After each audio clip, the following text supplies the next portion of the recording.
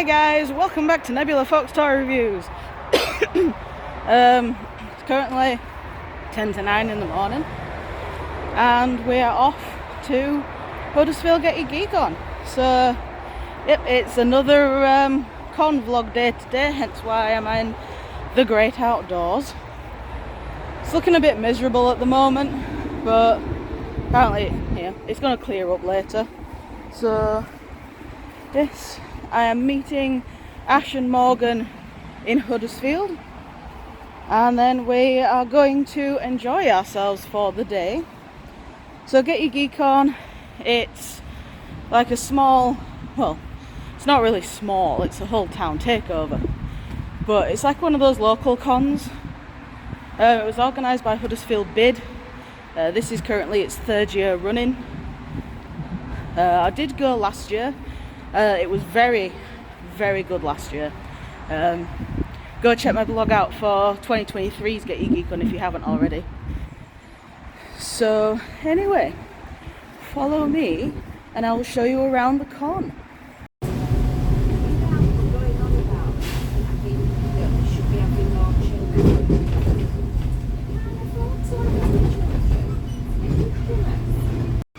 Look at all those chickens.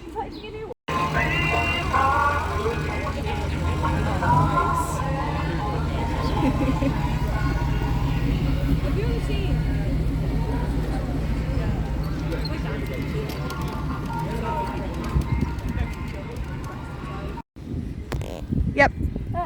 So here we are in the glorious town of Huddersfield, ready for Get Your Geek On. We're currently just outside the Ghostbusters tent, which doesn't really have a lot going on at the moment. I have my giant pencil. This is my prop for the day. I am with Morgan, who is currently behind the camera. Hello! We also have Ash. Hello! And Connor. Hello! So, yes, I hope you have as much fun as it is today. Thankfully, the sun has come out, so that is good. I'm hoping the sun stays, but that big black cloud over there looks very ominous, so we'll have to wait and see. Okay? She's vlogging. Hi. It's me again. The sun has come out again, so I'm vlogging a little bit. The sun will come out tomorrow. So yeah, the weather's come out. It is still a little bit dead because, well, it hasn't officially started yet, really, I don't think. They're still waiting for some cars to arrive before they can put the main stage and the wrestling ring up. But yeah, I've already been stopped for a few photos, so today's actually going pretty well so far. Apart from getting wet. Alright, so here we have some dinosaurs. I'm guessing this is probably meant to be an Allosaurus, maybe? For safety.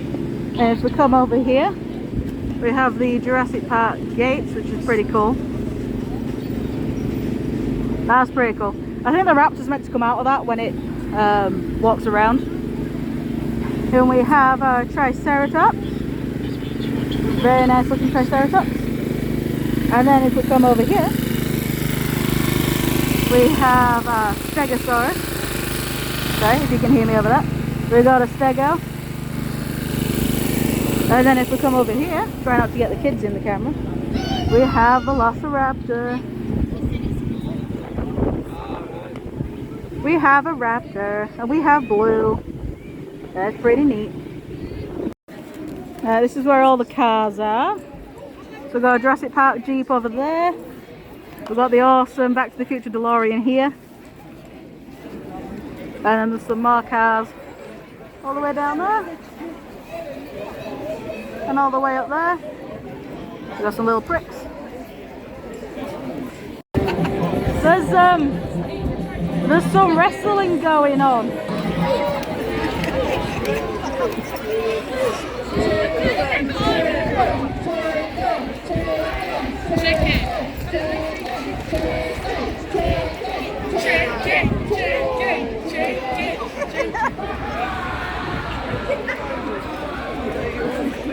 Well, there was meant to be. There's not a right lot going on.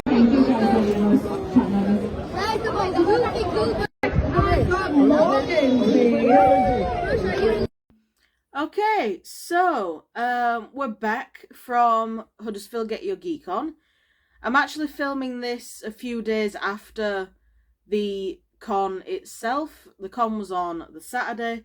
I'm filming this on the Tuesday after the con, just because this is the first time I've been home alone with enough time to actually film something. So, overall thoughts of the con? It was very good, and I can safely say I'm looking forward to next year's one. Hopefully they do a next year's. But I do feel like I enjoyed last year's more. Last year's was a lot more spread out. So yes, there was more walking involved, but it also dispersed the crowds a bit. Whereas this year, because they'd had complaints about all the walking from last year, this year they'd sort of put it all into one place. As you saw from my vlog, it was all pretty much all along one street. Apart from the cars, they were down another street. So all of the crowds were in one place.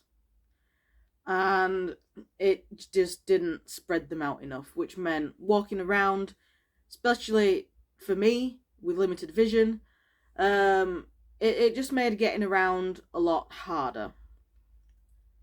But I could understand why they put it all in one spot, because of the main complaint that they had from last year was too much walking. Which, I mean, if you're going to a town centre anyway, there's going to be lots of walking, so I don't get why there was all these complaints. But yeah. So that would be one of my complaints. My next one would be the furry zone. Now, because they were advertising like a furry zone and an anime zone, they were both going to be like together. I was honestly really looking forward to seeing what they'd done for furry stuff and anime stuff, especially since they'd used my images for advertising it. They used one picture of Neb that I took at Elland Show in 2022. So this photo was 2 years old. It was a photo that I had taken there. They were using that image to advertise the furry zone. They'd obviously they weren't using the full image. They'd sort of cut me out of the photo. But basically they were using my fursuit. They were using my photo. And I was just like, they didn't ask my permission to do it. They didn't ask my permission to use these images. So I was just like, this zone, this furry and anime zone that they were advertising, this better be good for them to be using my image. And it was shit. I'm just going to say it. The furry and anime zone was shit. I'm pretty sure it was advertised as having like a hydration station, so like maybe like a drinks fountain or one of those where it's a big bottle of water, like a cooling water cooler thing. Maybe like a giant fan so furries can go take their heads off, stand in front of this fan and cool down if they needed to. Maybe have someone there, especially for those that were wearing the full suit, so they had the body as well. Maybe have someone there that knew furries so they could get help getting in and out of their costumes. Because, I mean, with the zipper being at the back, a full fursuit can be a pain to get into. If the zipper's at the front, maybe not so much, but if it's at the back, then yeah. For the anime zone, maybe have just a stall there that was selling just anime merch, and maybe have an artist alley one selling like anime fan art and fan-made merch. Going back to the furries, maybe just having a furry stall there that was selling ears, paws, and tails for the kids, or for anyone really. Just like ear headbands like these, cheap paws. Well, these weren't really cheap, but like cheap paws and just cheap tails. Maybe like 30 quid for a set or something like that. And having someone there to answer questions about the furry fandom for parents that maybe have their concerns, or just anyone in general that maybe, wants to get into furries or get into anime, and they just have general questions and stuff like that. That's what I was expecting and hoping for, especially because in the leaflet it said, discover your persona in our dedicated furry fandom and anime zone. So I was expecting something to be there, and I'm pretty sure everyone that went after reading that leaflet and seeing their Facebook posts, I'm pretty sure everyone was expecting something to be there. So we looked at the map, we headed straight for the furry zone pretty much almost instantly as soon as it started, and there was nothing there. It was a nice big tent, so there was room to put something there. So they had a dedicated tent, and all there was some pink gym mats on the floor. That's it. So it pretty much meant you could bring your fursuit to this tent, dump it all on the floor on these gym mats so it would stay clean while it was on the floor, so you could put it on in pieces. That was it. It was just an empty tent with gym mats on the floor. Yeah. I was expecting so much more, especially with how much they pushed the furry fandom being a part of this convention. Don't get me wrong, there were quite a few furries there. There was me, there was one full suitor, and I'm pretty sure I saw about three like skull dogs. One of it, Rich, I became hung out with for a bit, so I became friends with him. And then I think I saw one Dino Mask fursuiter, and then another cute, like, general fursuit partial, and who was only 11 years old and was so cute. And she seemed so happy to come over with her mum, I'm guessing her mum, and just talk to me about furries because she was new to it and she couldn't really do anything at school for it, and she'd get bullied for it, so it was good for her to. So she said she was finally happy to come somewhere where furries were accepted and she could wear her fursuit and just be herself and blah blah blah. And then you also had the kids that bark at you, and I had one kid sexually moan at me as they walked past. So that was a little bit strange. For especially since it was a child that did it. An adult I could sort of understand, but a child doing it? Nah. Especially with my age. That was weird. My other gripe would be with the cosplay competition. Now, cosplay competitions are pretty much a staple of Comic-Cons. You've got your child one and you've got your adult one. Sometimes they might split the adult one into made cosplays and bought cosplays, so it's fair, and you might have first, second, third of made and first, second, third of bought. But not this time. It was just kids and adults, which I could understand for just one that was open to the general public, because this was a free event, so they couldn't really organise it as you would a true paid-for Comic-Con. So they had the kids go up first, and then it was the adults. And the Huddersfield Bid, the ones who organised the event, had a tent where you could go and sign up to enter the cosplay competition. Me and my friends, so me, Ash, and Morgan, went straight over to this tent pretty much straight away and sign up. We were the first 3 on the list, so we went up on stage first. When it came to the adult side of it. But there were people who didn't sign up properly that were, that sort of jumped in at the last minute saying, oh, can I come on stage and show my costume? Now, for last minute entries like that, I don't have a problem with them joining, but I do feel like they should then be exempt from winning. It's like, come up on stage by all means and show off your costume. We all want to see the amazing cosplayers. But because they didn't sign up officially, despite having an entire day to do so, I do believe they should have been exempt from winning.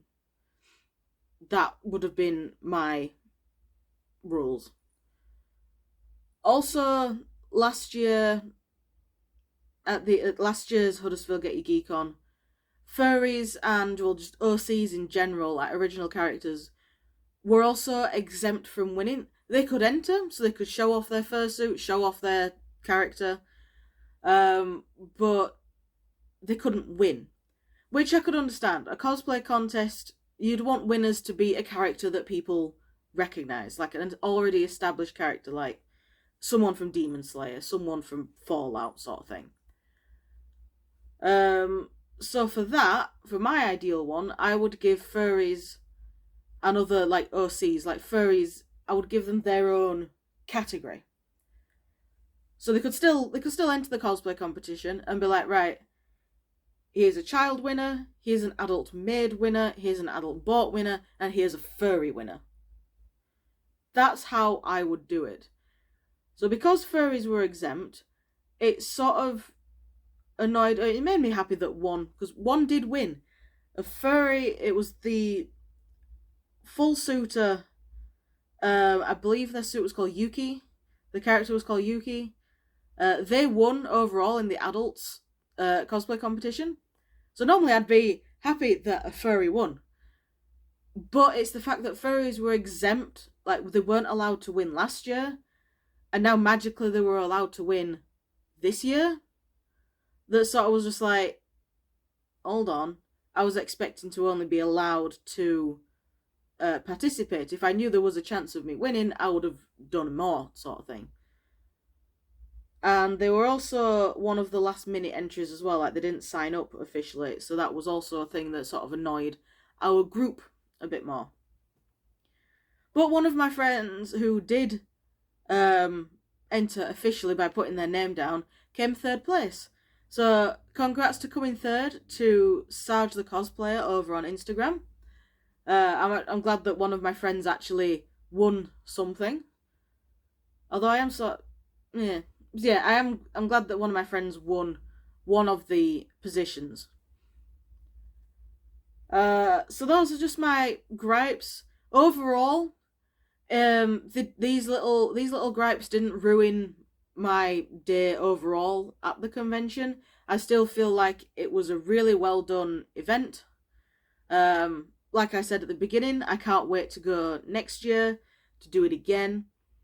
Because it's like a 20-minute bus ride down the road for me to get there. So I think even if it was awful, I would still go just because it's a convention that's super local to me.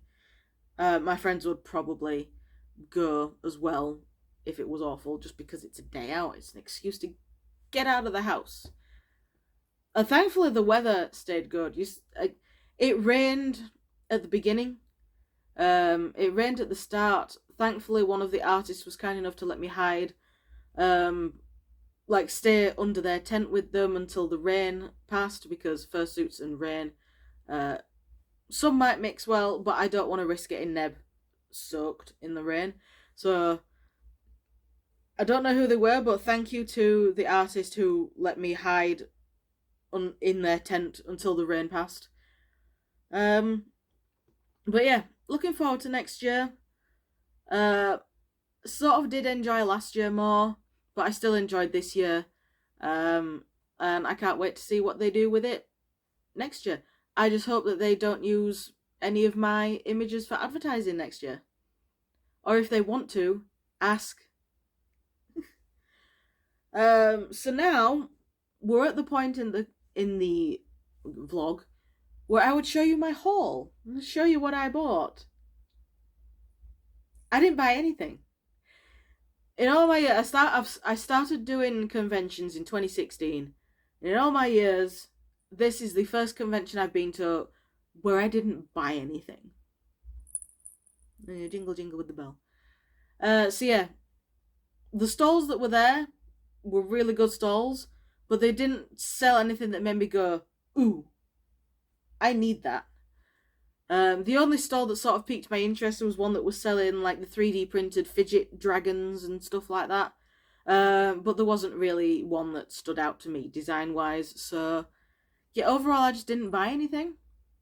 So I thought I'd show you some things that I've bought recently anyway that will be... These paws mold. So I just thought I'd show you stuff that I'd bought generally in and around, like, around the convention time that may or may not get reviewed on the channel. The first thing is this Gorosaurus figure.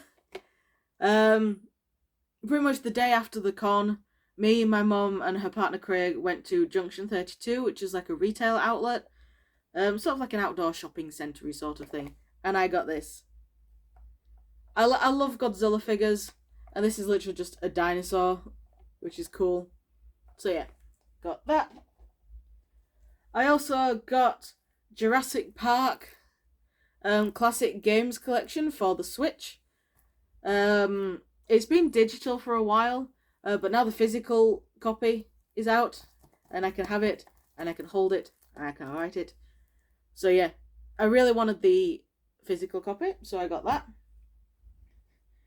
We also have, you've probably seen this one at least sat in the background of some of my reviews. We have the official Poppy Playtime Catnap plushie. This is the one from Culturefly that was bought off their website, off the official Poppy Playtime website. The tail is super long. I love it. I might do a review on this one. I might not. These paws and these ears are actually part of a catnap cosplay that I'm working on. So, yeah, you can see the ears, the paws. Yay. So, we've got the catnap one. I'll put him behind there. And off Vinted of all places, I got the official Dog Day one. There's his tag. I have taken the tag off catnap because, you know, cuddling and taking to conventions, the tag will probably most likely come off anyway. But I got the official Dog Day one off Vinted. He is a bit smushed, as you can see. He's a little wonky, but I love him. So once again, this is the official one. It's in the same set as the catnap. So this is the Culturefly one off the official Poppy Playtime website again. The reason the seller was selling him was because they weren't happy with it. And to be fair, I don't blame him, because look how wonky it is. This is how I received it. I haven't done anything with it. The wonk is how I got him. But I still love him. So, yeah. And finally, I need to shuffle over here to get the thing, because I forgot to put it within reach like an idiot. There we go. Got it. So the final thing is some Psychopath stuff. This was a pre-order off Ami that arrived yesterday as of filming this, so it arrived on Monday. So this is some Psychopaths, what are they called? Kuru Mitapi? I think that's how you pronounce it. Kuru Mitapi plushies. This is the full store box. So inside each of these little plushies is in its own little mystery box. So as you're opening them, you don't know which one you're getting. So we have the full set. Akane, Kogami, Gino, Arata, Kei, and Akira. So these are from the Psychopaths Providence film. These will be getting opened at some point on my channel. They'll be one of my first of the month, so my anime review videos. And that's about it. Also these ears. I got the ears off Etsy from Dandelion's Workshop. Could you say they were commissioned? Basically, Dandelion's Workshop, they don't fully take commissions, but every now and then they will open requests on their Instagram, and then they will make these requests. So that's a way of getting a commission from them, in a way. They don't reserve it for the person who made the request. They just make it and then they put it on their Etsy shop. So if you're the person that made the request, you have to get in there and buy them straight away. These paws I got off Vinted. I can't remember who made them. It wasn't the seller who made them. They bought them from the maker, I think. But I thought they'd go well with the ears for a catnap cosplay. But yeah, that's pretty much all I can say. So, thank you very much for watching, guys, and I shall see you all in the next video, whatever that'll be. Bye! Just a quick thing I actually wanted to add on to the end of my complaint part about the cosplay competition. It used a wrestling ring as the stage, which normally would be fine because it's raised up, so you'd get to see the cosplays a bit better. But there was no steps to get up there, and they also didn't remove the rope, like the elastic rope that goes around the edge of a wrestling ring. So basically, everyone with mobility issues and bad backs and stuff could not get on the stage to do the cosplay competition. Also, people like me with fursuits that give limited mobility and limited vision also had a hard time getting up and getting down off the stage. So, the way they could have made that better is literally remove the rope and just get a couple of steps just so people can gradually step up onto the stage. Because I meant the step up onto a wrestling ring is quite a big step up. Step down's alright, you just jump. But once again, mobility issues, they can't jump. So, cosplay competition, make it more accessible for disabled people. If your cosplayer was in a wheelchair, there was no hope in hell of them getting up on that stage. They took the microphone over to them so they could talk, but it's not. It would. I wouldn't have liked that. I would have wanted to be up on that stage. So that's just another thing I would add if I was sort of put on the team organising the cosplay competition. I'd make it more accessible. Toodles!